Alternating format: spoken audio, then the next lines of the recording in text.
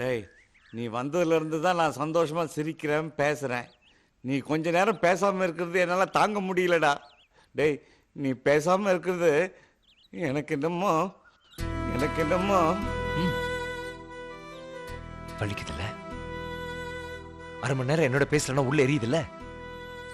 2 வாரம் தான் என்னோட பழகிருப்பீங்க. 20 வருஷம் ஆச்சு.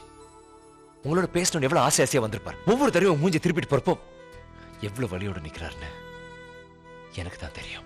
அவன் பண்ணது தப்புடா. நீங்களும் வெளியே போக சொன்ன தப்பு தான். அவரே எல்லாத்தையும் மறந்துட்டு வந்திருக்காரு. பெருசா பேச வந்துட்டாரு.